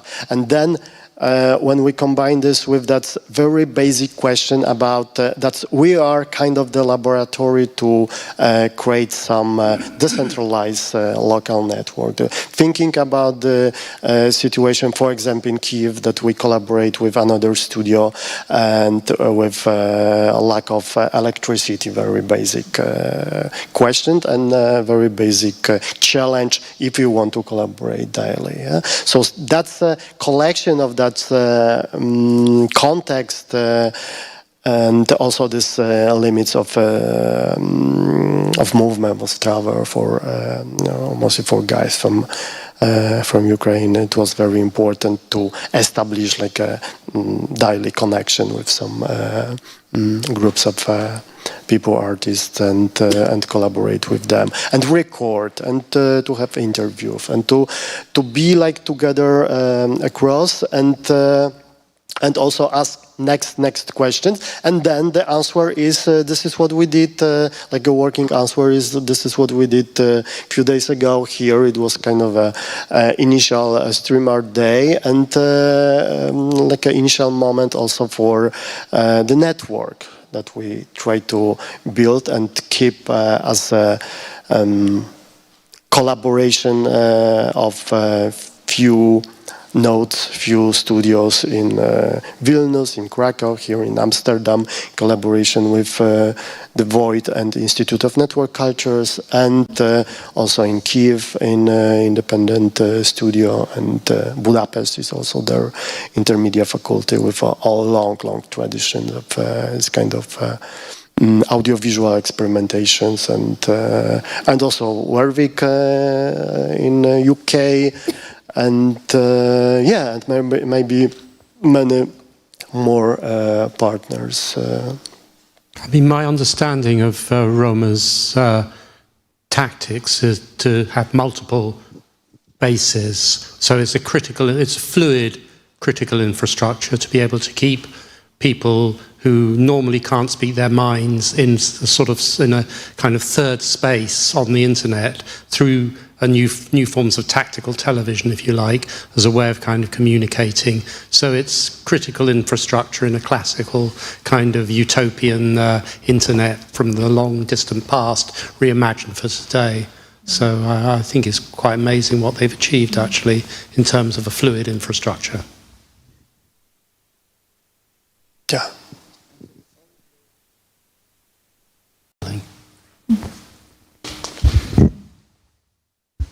Yeah, I want to add something about that infrastructure because there's a bit more to be said maybe because UKRAiNATV has faced repeatedly censorship from Twitch, from Facebook, recently also from YouTube.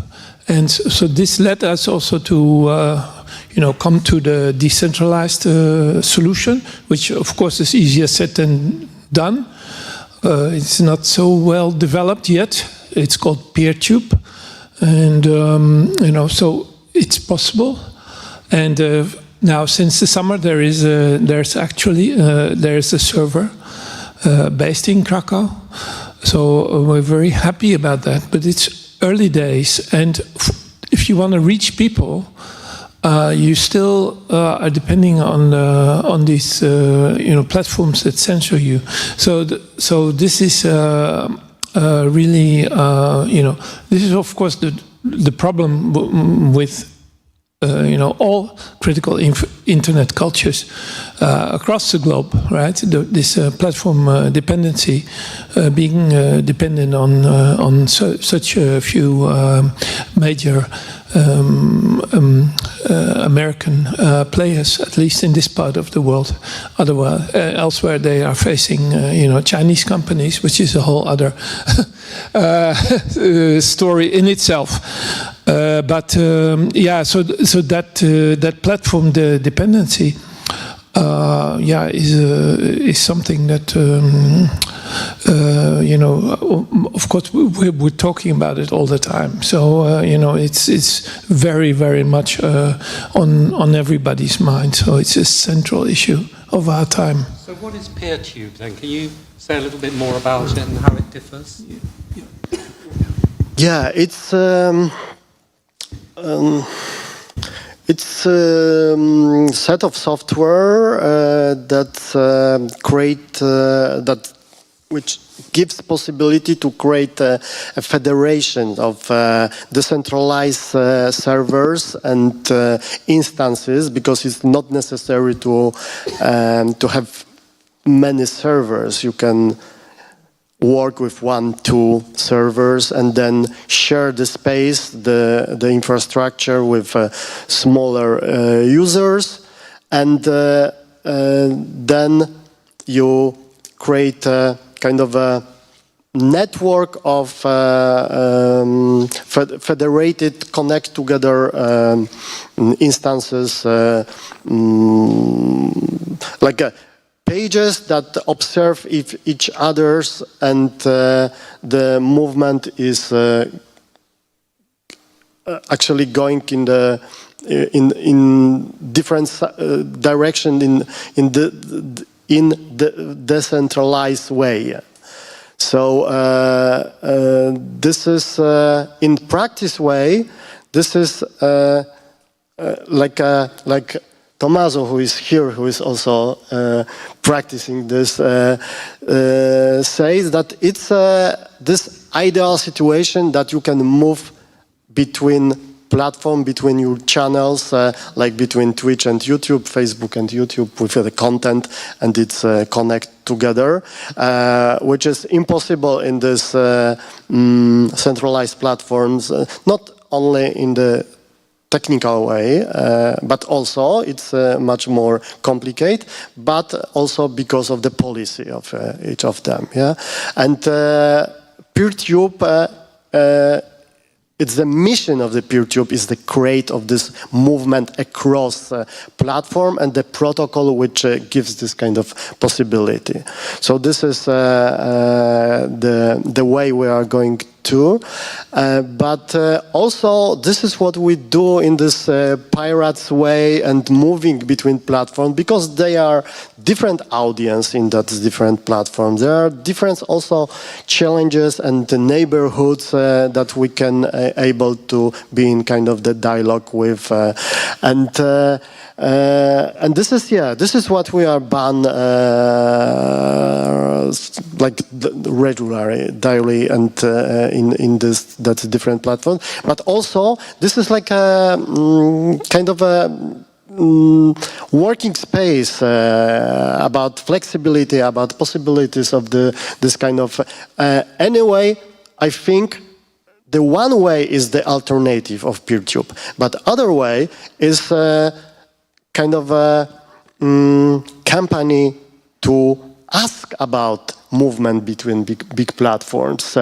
It's like a passport, yeah. Like it's like a question of like I don't know, 100 years of, or even 50 years ago, 30 years ago. We didn't be as in Poland. We didn't be part of European Union, and this inclusion and this movement between that imperial state of Facebook, state of YouTube, supposed to be a break. Yeah? Onto this, activist position. Yeah, I think while like doing PeerTube and things like this are super important, not only because they create a culture and they create alternative spaces, they create certain solutions to certain problems. I think it's also really important to keep on reminding what is actually the scale of intervention and what is actually the actual problem.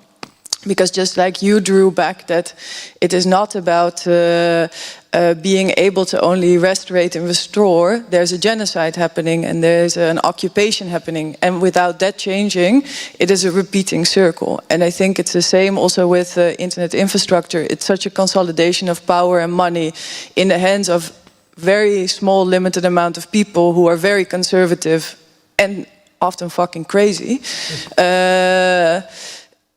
And so there is no, like, we can look at individual to come up with a solution against this, but actually what we need is political action. And without that, it's like we will have a certain solution to a certain problem, but the actual problem will stay the same. And I think it's also navigating between these different scales. What is actually the scale of the intervention? And when does which things serve which purposes? But it's always like, I really appreciated that you drew it back to the actual problem. Before I did my PhD on policing, and people were always saying, oh no, discriminating algorithms, we have a racist police force. That's the problem, you know, and a violent police force. It's not the problem that they then implemented technology. And I think it's always about also acknowledging where the actual problem lies.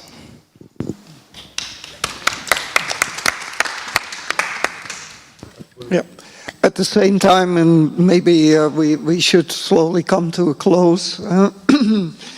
We know also from the past that in moments of acute crisis that we are facing now in different places, but particularly in the Palestinian territories, what we've learned when we were doing the tactical media festivals and bringing people together from all over the globe, including from Palestinian territories, you know, late 90s, early 2000s, is that in those kind of crisis situations, certain interventions were possible because certain, not just individuals and little groups, but institutions worked together.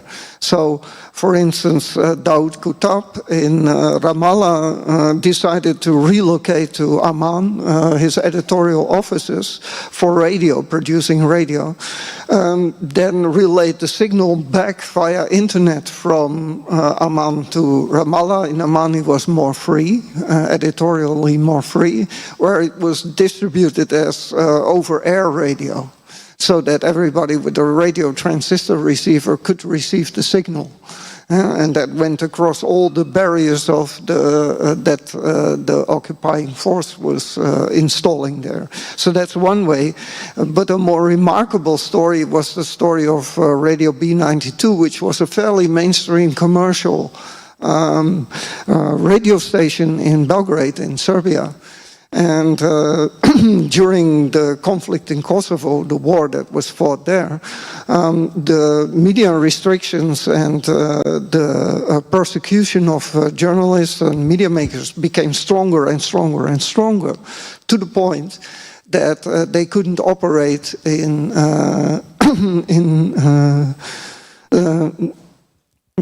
their own environment in Serbia anymore.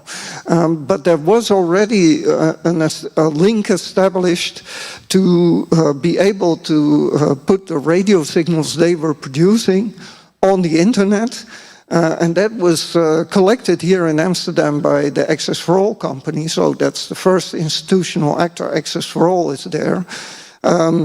Access for All and Radio B92 people had links to the BBC in London, so the internet signal could be relayed to London over the internet, then put on a satellite transmission via the BBC. So now we have a really big institutional actor here, BBC, working together with this internet company in Amsterdam. That was sent back to receivers in Serbia, who then redistributed that via local radio stations all over Serbia. So actually when they closed down the offices of B92, the signal became more accessible in their land. And B92 really made it through the whole repression phase, and is again a very commercial mainstream radio station like it's supposed to be, and no longer the voice of the opposition. But it's very interesting that what was necessary for the survival in that crisis moment was this coalition of institutions that made it possible to use such an advanced infrastructure trick to make voice present. This is what you said about the scalable activities or acts. It's in the social media we're like very small users. Everybody we are fragmentized. Yeah, and this is what we are able to do. This is also one more time as a possible step back to the institutional power, institutional tradition of post-enlightenment European tradition, that we can, all art institution could go from YouTube to PeerTube, for example. All educational network could move there. If we will do this in that way, more organized and more from the position of also transsectoral, and like this NGOs movement, activists, but together with institutions, up to European Commission and so on, we're able to change this also in bigger scale, and also to be back with this infrastructure, with this something what join us, so what is public, so it's also a challenge for, I don't know, policymakers in the European Union finally, from our here this bubble perspective, but this is also then challenge for the dialogue between world and our privileged position, because it's next question. Yeah, we will do performance soon, which is continuation. We take a break, indeed. I think it's not really possible to draw a conclusion after this discussion. I think we just showed the the super complex situation that we are in, but at least by focusing on a number of specific notions, knowledge, epistemological crisis, uncertainty, documentation, infrastructure, those kind of questions. The only thing that I take as an immediate step forward from this discussion is I'm thinking we need a new institutional arrangement to support the REWAC. That is, for me, very clear. That needs to be worked on. I'm saying also to frame and framed. Thank you. Thank you.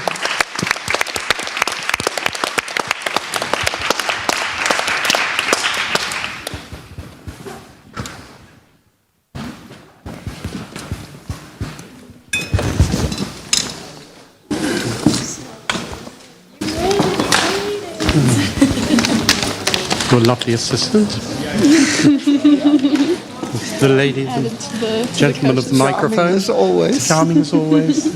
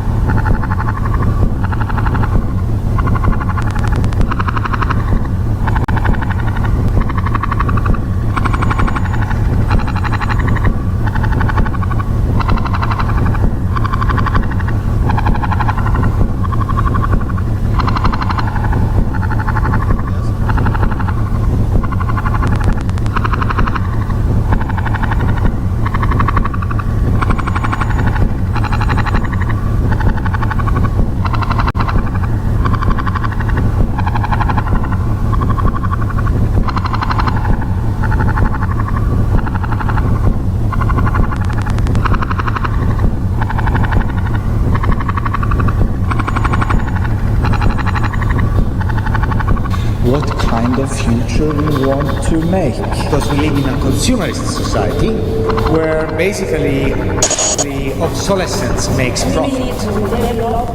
What kind of future we want, what kind of goals, what kind of ends we want to achieve. We are hackers, we like to put our hands into things, we like to open we need to change, we need different industries, different ways of producing. But this means that there'll be losers and there'll be winners, winners and losers.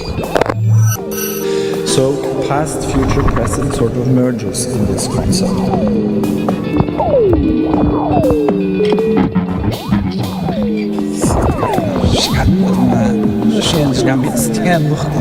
And connects imagination and action and practice.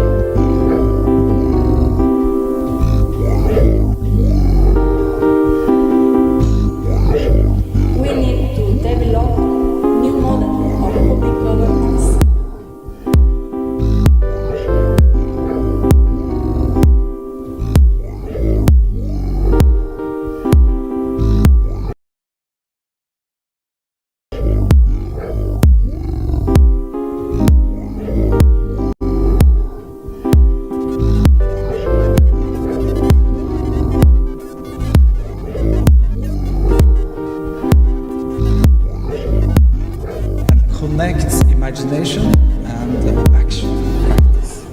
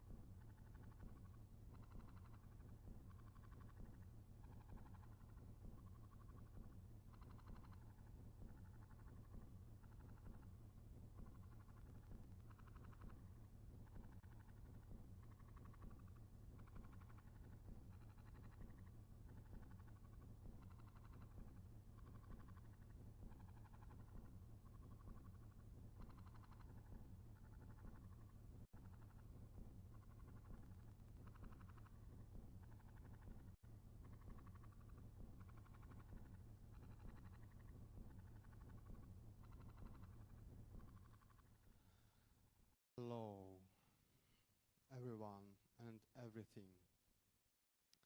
Thank you for coming. Thank you for this possibility to be together with you, even in this hybrid way. Pleasure to meet you and feel you and see you.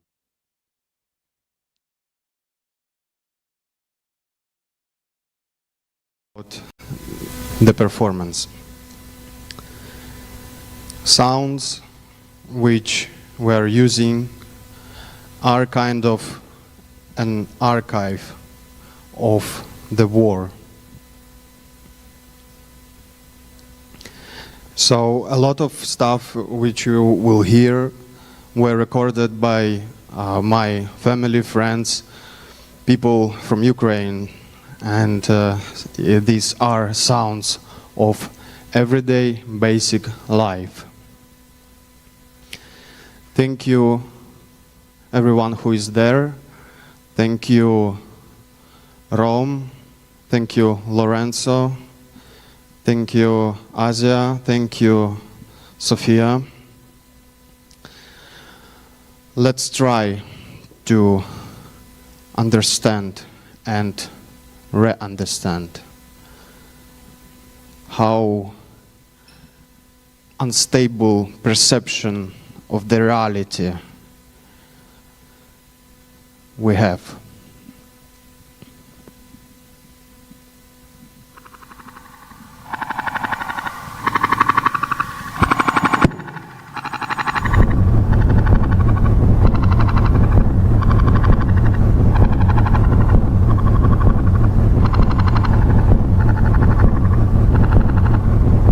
Простріли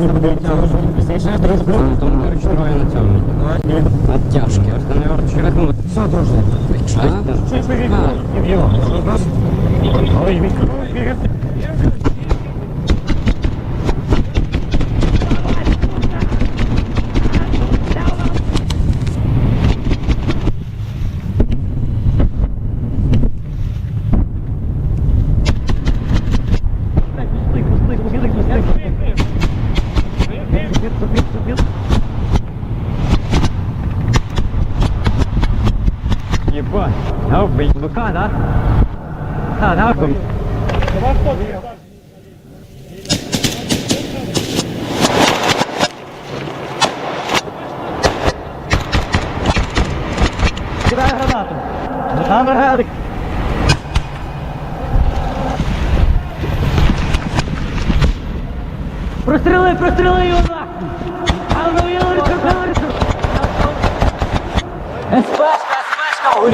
СПшка, давай туда на. Да, давай. На одну давай. Да, две спачки. Да.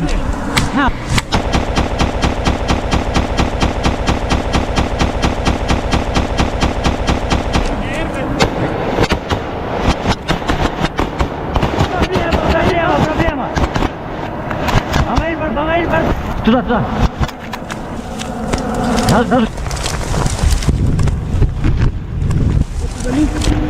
І два в той. Я от твоя мати. Типа, газы, тут газы. Вон, спортик где? Спортик. Второй противогазы. Газы. Зразу в лінію вистраємо оборону. Підери померці, вони хочуть нас закрутити хочуть. Забий трохи.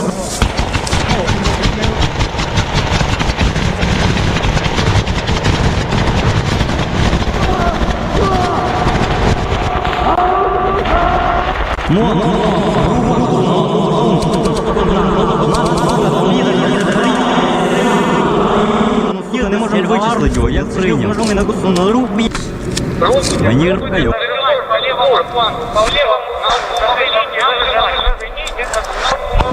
Спортик,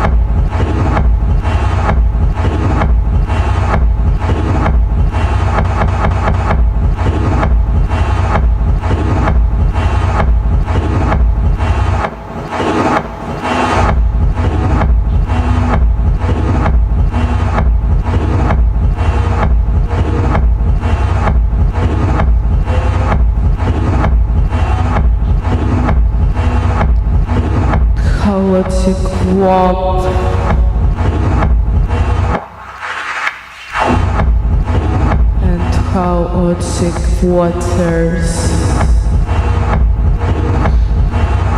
The gate is open.